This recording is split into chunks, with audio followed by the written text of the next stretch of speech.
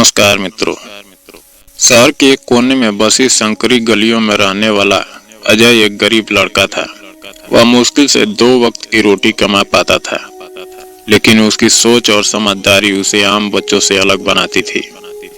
किताबों से बेहद लगाव रखने वाले अजय की सबसे बड़ी खासियत थी उसकी गहरी सोच और व्यावसायिक बुद्धिमत्ता, जो उसकी गरीबी से बिल्कुल मेल नहीं खाती थी। वही दूसरी ओर शहर के मशहूर बिजनेसमैन विक्रम सिंह, जो कभी सफलता के शिखर पर थे, अब कर्ज में डूब चुके थे। उनकी कंपनी विक्रम इंडस्ट्रीज कभी टॉप कंपनियों में गिनी जाती थी, लेकिन कुछ गलत निर्णयों और बाजार की उतार चढ़ाव ने उन्हें दिवालिया बना दिया। हालत इतनी खराब हो गई कि उनके पास अपने घर और फैक्ट्री को गिरवी रखने के अलावा कोई विकल्प नहीं बचा था। एक दिन विक्रम सिंह बेहद परेशान होकर शहर के पार्क में बैठे थे। उनके मन में विचारों का सैलाब उमड़ रहा था। तभी अजय वहां आया और पास ही बेंच पर बैठ गया। अजय ने गौर किया कि विक्रम सिंह का चेहरा तनाव और चिंता से भरा हुआ था। वह खुद के लिए कुछ खाना लाया था, लेकिन जब उसने देखा कि विक्रम सिंह ने सुबह से कुछ नहीं खाया, तो उसने बेझिझक अपने भोजन में से एक रोटी उनकी ओर बढ़ा दी। विक्रम सिंह पहले तो चौंक गए, लेकिन फिर मुस्कुराकर रोटी ले ली। यह देख अजय ने कहा, साहब, जब हालात खराब हो तो दिमाग से काम लेना चाहिए, न कि चिंता में डूब जाना चाहिए। विक्रम सिंह ने आश्चर्य से उसे देखा। तुम क्या जानते हो बिजनेस के बारे में बेटे? अजय ने आत्मविश्वास से जवाब दिया, शायद बहुत ज्यादा नहीं, लेकिन मैंने लोगों को सफल होते और असफल होते देखा है, और मैंने यह भी सीखा है कि असफलता हमेशा बुरी नहीं होती, अगर हम उसे कुछ सीखें।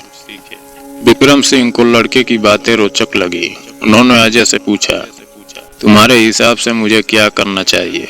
अजय ने कुछ सोचा और फिर बोला, आपके पास जो बचा है पहले उसे देखिए। आप अपनी पुरानी सफलता को रोककर वापस नहीं ला सकते, लेकिन आप अपनी गलतियों से सीख सकते हैं। एक नई शुरुआत कीजिए, पर इस बार एक अलग तरीके से। विक्रम सिंह को उसकी बातों में सच्चाई नजर आई। उन्होंने उत्सुकता से पूछा, कैसे? अजय ने मुस्कुराते हुए जवाब दिया, आपके पास अभी भी आपका अनुभव और आपकी पहचान है। अगर आपके पास पैसे नहीं हैं, तो अपनी पहचान का इस्तेमाल करिए। अपने पुराने नेटवर्क से बात कीजिए, उन्हें भरोसा दिलाइए कि आप दोबारा सफल हो सकते हैं, लेकिन इस बार बाजार की जरूरत के हिसाब से बिजनेस कीजिए। विक्रम सिंह को यह सुझाव बेहद अनोखा और व्यवहारिक लगा।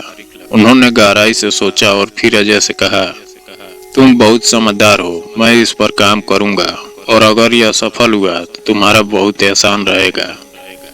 अजय ने हंसकर कहा, सिर्फ सफल हो जाइए, वही मेरा इनाम होगा। अगले कुछ हफ्तों में विक्रम सिंह ने अजय की सलाह को गंभीरता से लिया। उन्होंने अपने पुराने व्यवहारिक साथियों से संपर्क किया और बाजार की मौजूदा जरूरतों को समझने में वक्त लगाया। उन्होंने पाया कि डिजिटल युग में लोगों की जरूरतें बदल चुकी थी और पारंपरिक बिजनेस मॉडल अब सफल नहीं हो सकते थे। उन्होंने अपनी पुरानी इंडस्ट्री को छोड़कर एक नई स्टार्टअप की योजना बनाई, जो छोटे व्यापारियों को डिजिटल प्लेटफॉर्म पर लाने में मदद करेगा। इस नए विचार के साथ विक्रम सिंह ने अपने पुराने संपर्कों से निवेश की व्यवस्था की और धीरे धीरे एक नई कंपनी खड़ी करने लगे। लेकिन आगे की राह आसान नहीं थी। चुनौतियां उनके सामने थी, लेकिन क्या विक्रम सिंह इन मुश्किलों को पार कर पाएंगे? और क्या अजय की सलाह वाकई इतिहास रच पाएगी? दोस्तों, ऐसे ही दिलचस्प कहानियों के लिए हमारे चैनल को सब्सक्राइब करें और वीडियो को लाइक करना ना भूलें, ताकि आपसे आगे भी हमारी नजदीकियां बनी रहे। विक्रम सिंह ने अजय की सलाह पर चलते हुए अपने नए स्टार्टअप की शुरुआत की। उन्होंने छोटे व्यापारियों और दुकानदारों को डिजिटल प्लेटफॉर्म पर लाने के लिए एक ऑनलाइन एप्लीकेशन विकसित करने का फैसला किया। लेकिन समस्या यह थी कि उनके पास इसे विकसित करने के लिए पर्याप्त पूंजी नहीं थी। यहीं पर अजय ने फिर से अपनी समझदारी दिखाई। उसने सुझाव दिया कि वे एक क्राउड फंडिंग अभियान शुरू करें और लोगों को उनके विचार के प्रति जागरूक करें।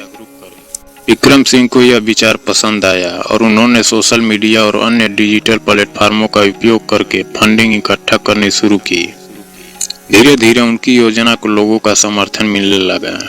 कई व्यापारियों ने इसमें रुचि दिखाई और विक्रम सिंह की विश्वसनीयता के कारण उन्होंने निवेश करना शुरू कर दिया। कुछ ही महीनों में उनके पास पर्याप्त पूंजी थी और उन्होंने अपनी टीम बनाई। अजय भी इस टीम का हिस्सा बना और उसने नए नए सुझाव देकर व्यापार को बढ़ाने में मदद की। इस बीच बाजार में उनकी कंपनी का नाम तेजी से फैलने लगा।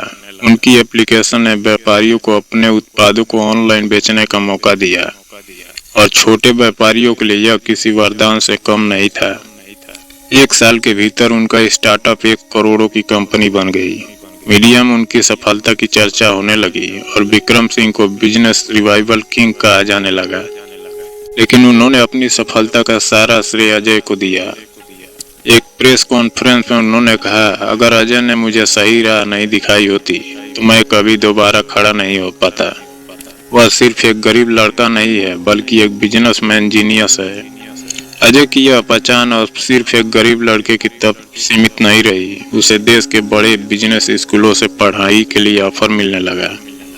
अजय की सलाह ने न केवल विक्रम सिंह की जिंदगी बदली बल्कि उसने हजारों छोटे व्यापारियों को डिजिटल युग में आगे बढ़ने का मौका दिया और इस तरह एक गरीब लड़के की अनमोल सलाह ने इतिहास रच दिया।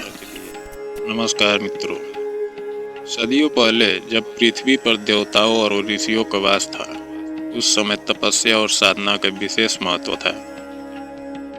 हर कोई अपने जीवन को तप, त्याग और भक्ति में समर्पित कर स्वर्ग की प्राप्ति का प्रयास करता था। उन्हीं दिनों में एक अत्यंत दिव्य और तेजस्विनी कन्या का जन्म हुआ, जिसका नाम संध्या रखा गया। देवी संध्या बचपन से ही अद्वितीय सौंदर्य और असाधारण गुणों से संपन्न थी। वे परम शिव भक्त थी और उनकी तपस्या अद्वितीय थी। संध्या का सौंदर्य और उनकी भक्ति देखकर स्वयं देवगढ़ भी आश्चर्यचकित रह जाते थे। परंतु उनके जन्म की एक गूढ़ कथा थी जो स्वयं ब्रह्मा जी से जुड़ी हुई थी। युवा होते ही संध्या ने कठोर तपस्या करने का निश्चय किया। वे एकांत स्थान में जाकर भगवान शिव की साधना में लीन हो गई। उनका उद्देश्य था कि वे अपने मन और आत्मा को इतना पवित्र बना ले कि कोई भी विकार उन्हें छू न सके। उनकी तपस्या की महिमा इतनी महान थी कि समस्त देवता भी उनकी शक्ति से प्रभावित हो गए। उनकी तपस्या का तेज इतना प्रखर था कि तीनों लोकों में उसकी चर्चा होने लगी। परंतु इसी दौरान एक ऐसा घटनाक्रम हुआ जिसने उनके जीवन को पूरी तरह बदल दिया। इंद्रदेव हमेशा स्वर्ग के सिंहासन की रक्षा के लिए चिंतित रहते थे। वे जानते थे कि यदि संध्या की तपस्या पूर्ण हो गई तो वे इतनी शक्तिशाली हो जाएगी कि देवताओं का संतुलन बिगड़ सकता है। अतः उन्होंने एक षड्यंत्र रचा। उन्होंने अपनी अप्सराओं को संध्या की तपस्या को भंग करने का आदेश दिया। इंद्र की प्रिय अप्सराएं रंभा, उर्वशी और मेनका संध्या के समीप गई और उन्हें भंग करने के लिए नृत्य व संगीत का आयोजन करने लगी। परंतु संध्या की तपस्या इतनी कठोर थी कि वे इस मोहजाल में नहीं फंसी। जब अप्सराएं सफल नहीं हुई तो स्वयं ब्रह्मा जी ने संध्या की परीक्षा लेने का निश्चय किया। उन्होंने संध्या को प्रकट होकर वरदान देने की इच्छा जताई। उन्होंने कहा, वत्से, तुमने इतनी कठोर तपस्या की है, जो भी वरदान चाहो मांग सकती हो। परंतु जैसे ही संध्या ने ब्रह्मा जी के तेजस्वी रूप को देखा, उनके मन में एक क्षणिक विचलन उत्पन्न हुआ। यह केवल एक पल का था, परंतु संध्या को यह एहसास हुआ कि उनके तपस्या में विकार आ गया है। इस एहसास से वे व्याकुल हो गई और आत्मग्लानि से भर उठी। उन्होंने स्वयं को शुद्ध करने का संकल्प लिया। अपनी तपस्या में उत्पन्न क्षणिक विकार से दुखी होकर संध्या ने अग्नि में स्वयं को समर्पित कर दिया। परंतु उनके इस बलिदान से तीनों लोकों में हलचल मच गई। ब्रह्मा जी स्वयं उनके पुनर्जन्म के लिए उपाय करने लगे। कुछ समय बाद संध्या का पुनर्जन्म हुआ और वे महर्षि वशिष्ठ की पुत्री के रूप में अवतरित हुई। इस बार भी वे अत्यंत तेजस्विनी और तपस्विनी थी, परंतु उनके हृदय में पुरुषों के प्रति एक विशेष भय और घृणा थी। दोस्तों, ऐसे ही दिलचस्प कहानियों के लिए हमारे चैनल को सब्सक्राइब करें और वीडियो को लाइक करना ना भूलें, ताकि आपसे आगे भी हमारी नज़दीकियां बनी रहे। जैसे जैसे संध्या बड़ी हुई, उनका विवाह सूर्य देव के साथ निश्चित किया गया।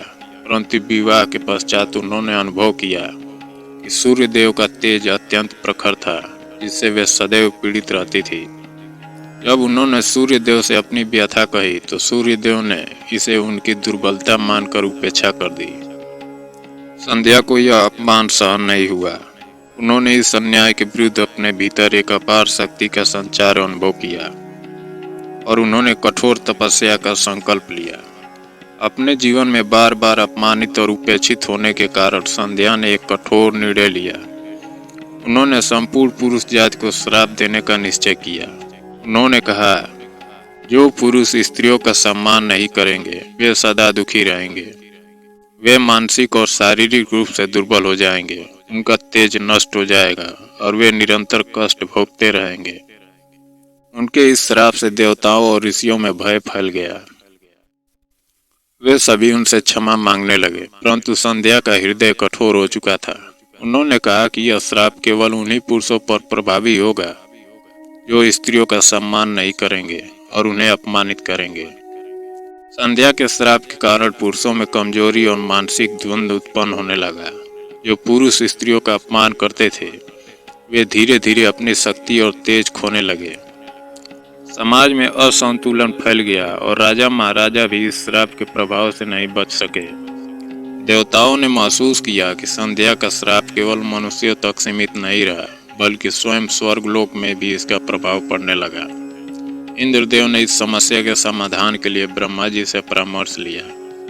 ब्रह्मा जी ने कहा कि इस श्राप से मुक्ति पाने का एकमात्र उपाय यही है कि पुरुष सच्चे मन से स्त्रियों का सम्मान करे और उनके प्रति श्रद्धा भाव रखे।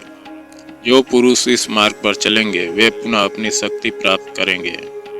धीरे धीरे समाज में स्त्रियों के प्रति सम्मान की भावना जागृत होने लगी। राजा महाराजा और ऋषि मुनि भी इस शिक्षा को अपनाने लगे। स्त्रियों को भी अपनी शक्ति का एहसास हुआ और उन्होंने समाज में अपने स्थान को पुनः स्थापित किया। जब संध्या ने देखा कि समाज में स्त्रियों का सम्मान मिल रहा है तो उनका हृदय पिघल गया। उन्होंने अपने श्राप के प्रभाव को कम कर दिया और पुरुषों को फिर से उनकी शक्ति लौटाने का संकल्प लिया।